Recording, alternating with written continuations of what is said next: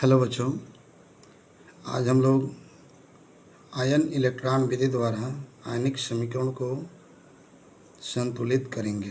ठीक है, और इसमें एक एग्जांपल दिया हुआ है P4 plus OH ion, this give PH3 plus H2PO2 minus. ठीक है, तो इस रिएक्शन को हमें बैलेंस करना है आयन इलेक्ट्रॉन विधि के द्वारा। आप देख सकते हैं इसमें फास्फोरस इस साइड में 4 है, इधर 1 है, तो बैलेंस नहीं है। वैसे ही इधर हाइड्रोजन कितना है, 3 और 2 5, इधर हाइड्रोजन 1 ही है, तो बैलेंस नहीं है। बैलेंस करने के लिए इसका कुछ नियम है, आपको नियम बता रहा हूँ और इसका आंसर हम लोग देखते हैं कैसे सॉल्व होगा। तो सबसे पहले बैलेंस करने के लिए हम लोग क्या करेंगे, हम ये पता करेंगे कि इसमें ऑक्सीकरण कहाँ हो रहा है और कहाँ अपचयन हो रहा है।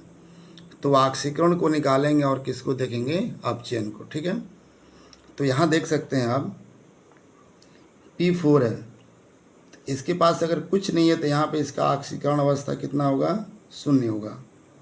ठीक, वैसे ही PH3 है, तो PH3 में फास्फोरस की ऑक्सीकरण अवस्था कितनी हो जाएगी, -3। ये माइनस कैसे आया, यहाँ पर हाइड्रोजन कितना है, 3, तो फास्फोरस का कितना होगा, -3। या इसे हम लोग ऐसे भी कर सकते हैं, जैसे यहाँ पर देख सकते हैं ये है PH3 में फास्फोरस का ऑक्सीकरण संख्या निकालना है, तो इसको हमने क्या कर दिया, x मान लेंगे। इसका ऑक्सीकरण नंबर कितना मान लेंगे, x प्लस हाइड्रोजन का कितना होता है, प्लस का 1, लेकिन कितना है 3, तो मल्टीप्लाई 3 इज इक्वल टू 0। क्यों, क्योंकि इस पर कोई आवेश नहीं है। तो यहाँ से आप देख सकते हैं x प्लस 3 बराबर 0, तो x का मान कितना हो गया, -3। तो यहाँ पे इनका ऑक्सीकरण नंबर कितना हो जाएगा, -3, वही ऑक्सीकरण संख्या यहाँ पे -3 हो गया।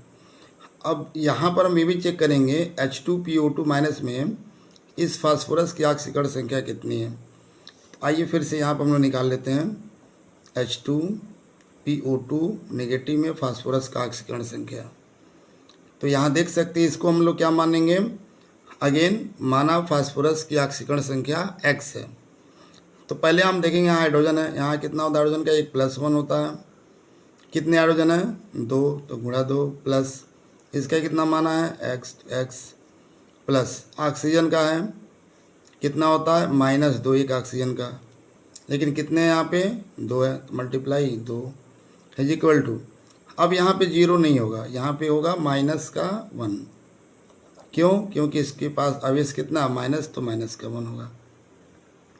तो इसको सॉल्व करेंगे हुआ तो प्लस का कितना होगा 2, प्लस का कितना होगा x, माइनस का 2 2 जा 4 इक्वल टू -1। ठीक है, तो इसको सॉल्व करेंगे तो x माइनस का 2 is equal to -1, x is equal to 2 -1, यानी x इज इक्वल टू कितना हो जाएगा, यहाँ पे 1 आ जाएगा। ठीक है, देखिए यहाँ पे प्लस का 2 माइनस का 4, तो माइनस का 2 हो गया, ऑलरेडी यहाँ -1 है। ठीक, ये इधर जाएगा तो प्लस का 2 -1, x का मान कितना हो गया, यहाँ पे प्लस का 1 आया है, यानी इसका ऑक्सीकरण संख्या कितना हो गया, +1 हो गया। तो यहाँ पे इसकी ऑक्सीकरण संख्या कितनी हो जाएगी, +1 हो जाएगी। ठीक है, अब हम लोग देख रहे हैं कि फास्फोरस का यानी P4 का PH3 में क्या हो रहा है, 0 से -3 में आ रहा है, तो ऑक्सीकरण संख्या घट रहा है, 0 से -3 घट रहा है। इसका मतलब यहाँ पे क्या हो रहा है, अपचयन हो रहा है, यहाँ पर अपचयन हो रहा है। फिर आप यहाँ देखेंगे अब इसी फास्फोरस का इसमें क्या हो रहा है, 0 से +1 में, तो यहाँ पर आप देख सकते हैं इसका, इसमें आप देखेंगे क्या हो रहा है, ऑक्सीकरण हो रहा है। यहाँ पे क्या हो रहा है, ऑक्सीकरण। ठीक है, तो सबसे पहले हमने देख लिया कि किसका ऑक्सीकरण हो रहा है और किसका अपचयन। अब इतना जानकारी होने के बाद कुछ रूल है, उस रूल को देखते हैं। तो रूल यहाँ पे लिखा हुआ है, देख सकते हैं। सबसे पहले काम क्या होगा, ऑक्सीकरण अर्ध अभिक्रिया और अपचयन अर्ध अभिक्रिया हम लोग लिखेंगे। ठीक है, तो यहाँ पे लिखा हुआ ऑक्सीकरण अर्धविक्रिया, अपचयन अर्धविक्रिया लिखा हुआ है।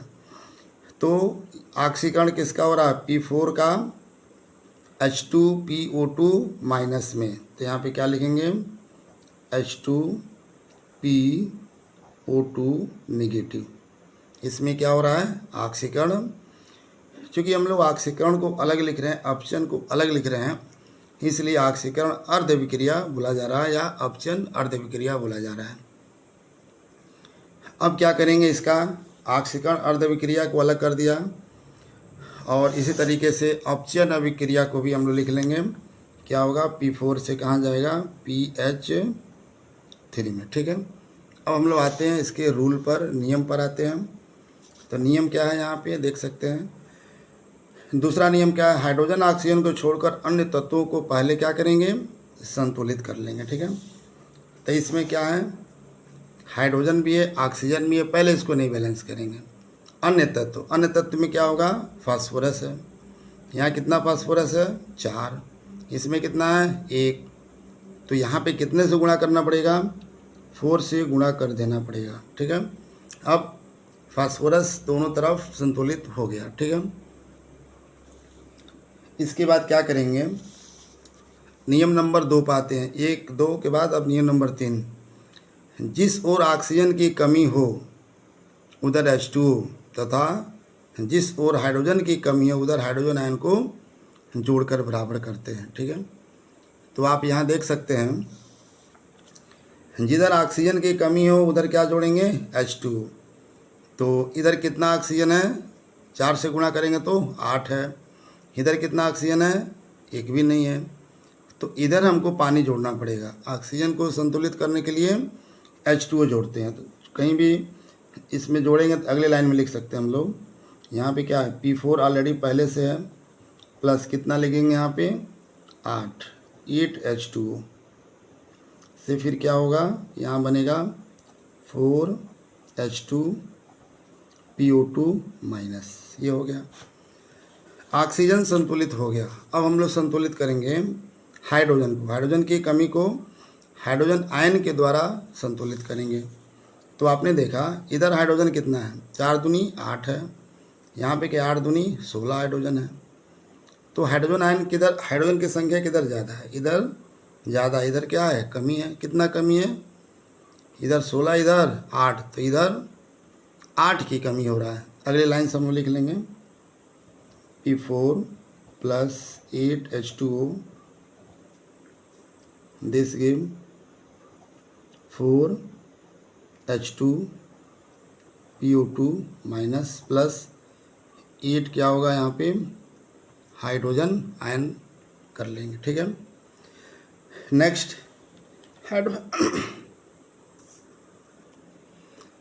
हाइड्रोजन आयन, हाइड्रोजन ऑक्सीजन क्या हो गया? संतुलित हो गया। अब क्या करेंगे?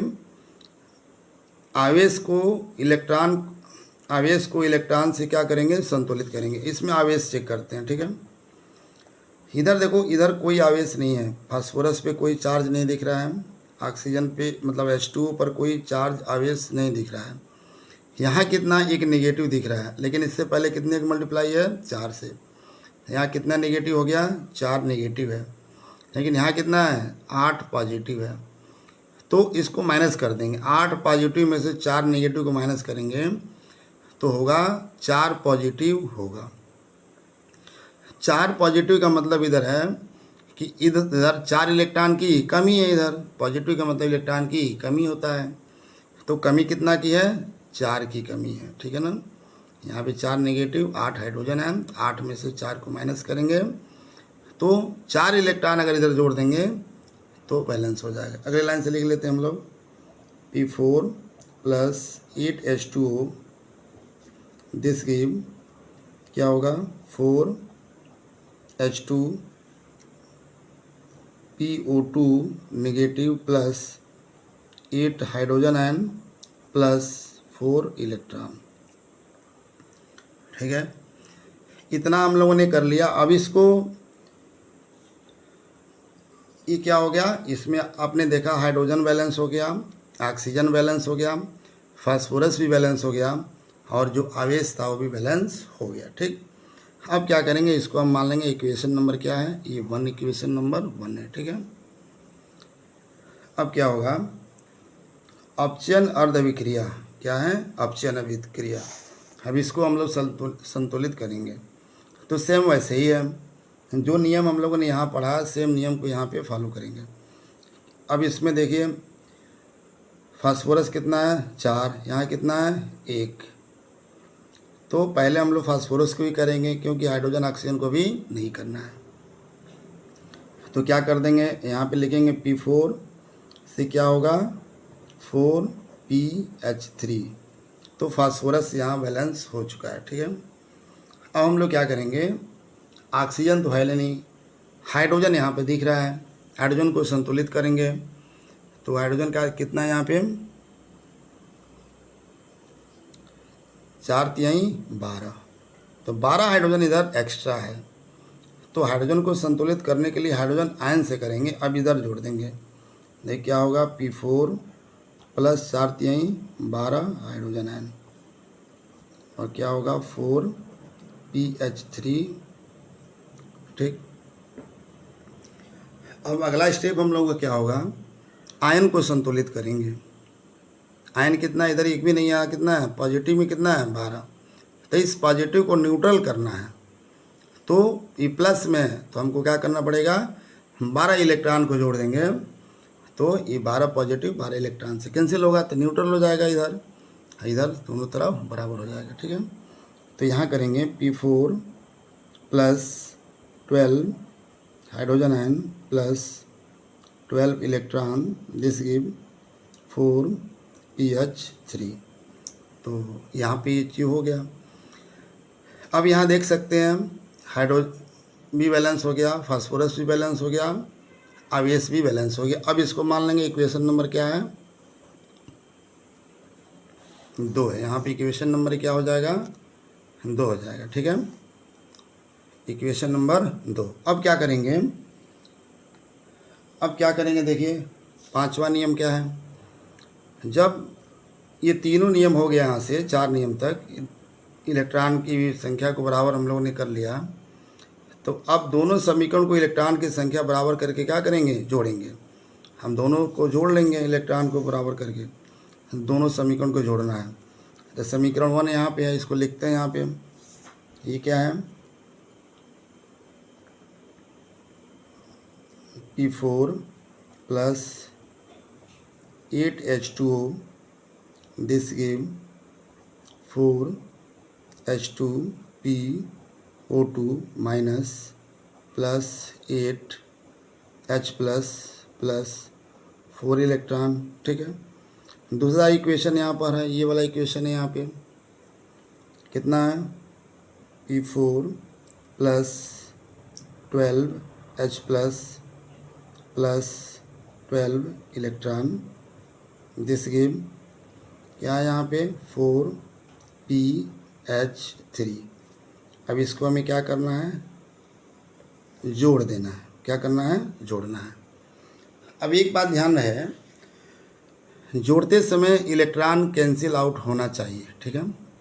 यहाँ पे कितने इलेक्ट्रॉन हैं 4, यहाँ पे कितने इलेक्ट्रॉन हैं 12। यह इसमें इस साइड है राइट साइड 4 और इसमें 12 है, बट जोड़ेंगे तो कटना चाहिए, बट कटने के लिए इलेक्ट्रॉन को हमें बराबर करना होगा। तो इसलिए इसमें क्या कर देंगे, मल्टीप्लाई कर देंगे कितने 3 से, तो 4×3 12 के बराबर हो जाएगा। अब क्या करेंगे, तो ये पूरे इक्वेशन में कितने से मल्टीप्लाई होगा 3 से मल्टीप्लाई कर लेंगे, ठीक है। अब चलिए 3 से मल्टीप्लाई यहाँ पर हम लोग करते हैं, तो कितना होगा, यहाँ से लिख रहे हैं 3P4 + 3 से 8 का 8 3 का 24 H2 प्लस। अब देखो रिएक्टेंट साइड में अभी हम लोग लिख रहे हैं, तो इस इक्वेशन का हो गया। अब इसका लिखेंगे, इसमें देखिए किसी चीज़ से मल्टीप्लाई नहीं है, ठीक है। इसमें 3 का मल्टीप्लाई किया था, यहाँ क्या P4 प्लस कितना है 12 हाइड्रोजन आयन प्लस 12 इलेक्ट्रॉन, ठीक है, दिस गिव। फिर अब इसको लिखते हैं 3 से मल्टीप्लाई करके, तो 4 तिहाई 12, क्या होगा H2PO2 नेगेटिव, प्लस 8 तरीका 24, क्या होगा H प्लस 4 तिहाई कितना हो गया 12 इलेक्ट्रॉन। ठीक, उसके बाद अब इसकी बारी है, ये तो लिख लिया गया, ठीक है। अब इसको लिखेंगे प्लस, जगह कम है इधर तो यहाँ लिख रहे हैं प्लस 4PH3, ठीक है। क्या हो गया 4PH3 हो गया। इसके आगे हम लोग बढ़ते हैं। इस 12 इलेक्ट्रॉन को इस 12 इलेक्ट्रॉन से क्या कर देगा, कैंसिल आउट हो जाएगा। ठीक, कैंसिल आउट होने के बाद आप फिर देख रहे हैं यहाँ 3p4 है, यहाँ p4 है, तो इसको जोड़ देंगे तो 3p4 और प्लस p4 कितना हो जाएगा 4p4 हो गया प्लस, ठीक है। यहाँ कितना है 24H2, तो यहाँ लिखेंगे 24H2 आएगा, ठीक, 24H2 हो जाएगा। क्लियर है। अब एक चीज़ और देखिए, यहाँ पे 24 हाइड्रोजन आयन है, इधर कितना है 12, इसको हम लोग घटा लेंगे। इधर कितना है 24, इधर कितना है 12, तो 24 में से 12 गया, कितना बचा 12, इधर 0 हो जाएगा। तो यहाँ लिखेंगे दिस गिव, यहाँ 12 बचा हुआ है, तो लिख लेते हैं यहाँ पे कितना 12 हाइड्रोजन आयन, प्लस ये क्या है 12H2PO2 नेगेटिव। क्लियर। अब ये तो यहाँ पे लिख दिया गया इससे माइनस करके, प्लस ये कट ही गया, क्या बचेगा 4PH3, ये चीज़ें हैं, ठीक है। अब क्या हुआ आप देख सकते हैं यहाँ पे रिएक्शन संतुलित हो चुका है, लेकिन आप देखेंगे यह अम्लीय माध्यम में हुआ है क्योंकि इस इक्वेशन में H+ आ रहा है, ठीक है। पहले चेक करते हैं क्या ये संतुलित है कि नहीं है। तो यहाँ पर देखिए 4 में 4 का मल्टीप्लाई करेंगे तो 16 फास्फोरस है, यहाँ पे कितने हैं 12 फास्फोरस यहाँ पे और 4 यहाँ पे, 12 4 16 है। क्लियर। हाइड्रोजन को देखिए यहाँ पे 24 दूनी 48 है, यहाँ कितना है 12, 12 दूनी 24 और 4 तिहाई 12, 48 है। ऑक्सीजन चेक करिए यहाँ पे 24 है, यहाँ पे 12 दूनी 24, ये भी सही है।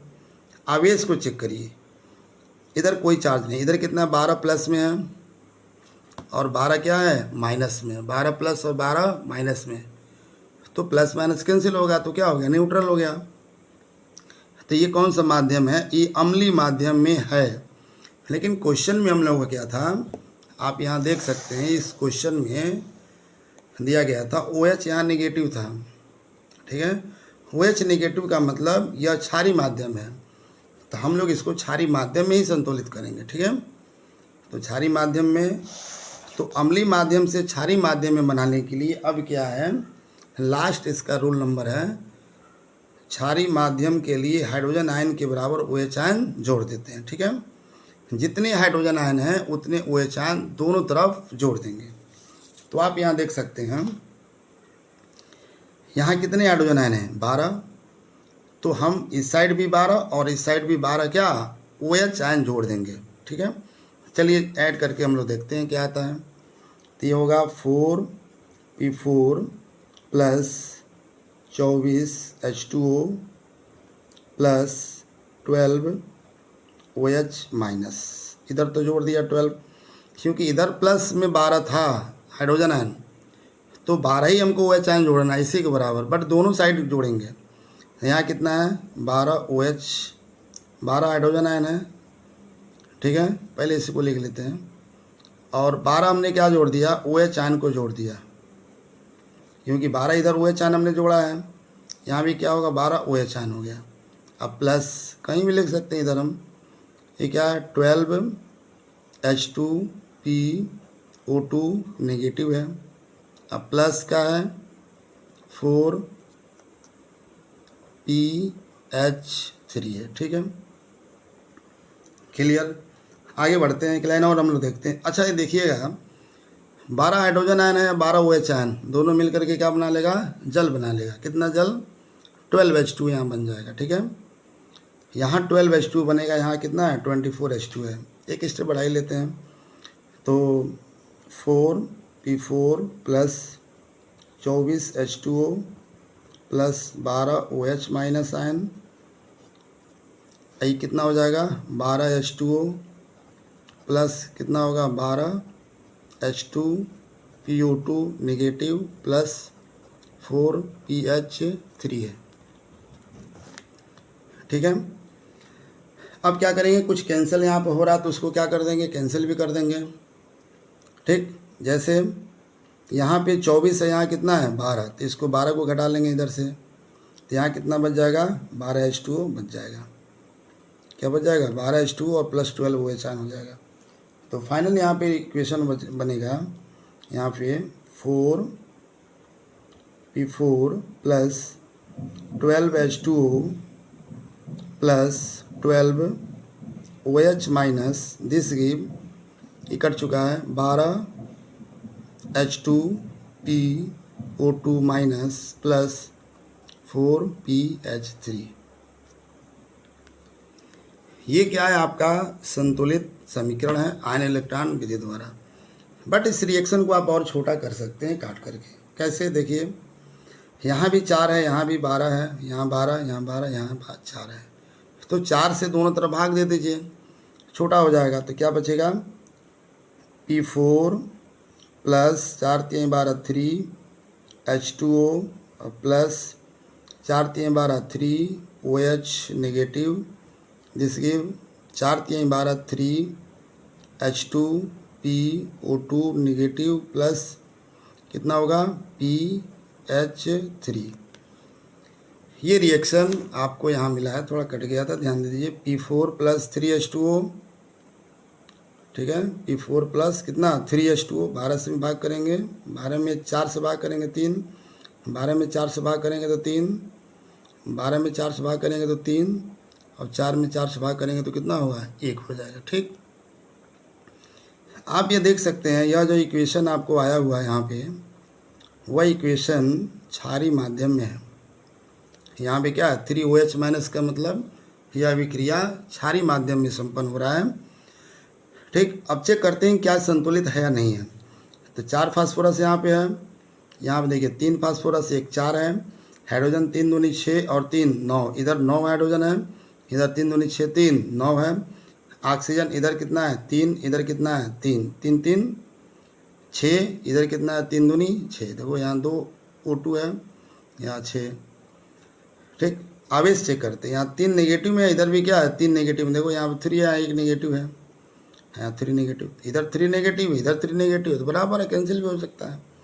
तो ये है संतुलित आयनिक समीकरण। आप यहाँ से देख सकते हैं, यहाँ से रिएक्शन को फिर से आप दोबारा देख सकते हैं यहाँ से।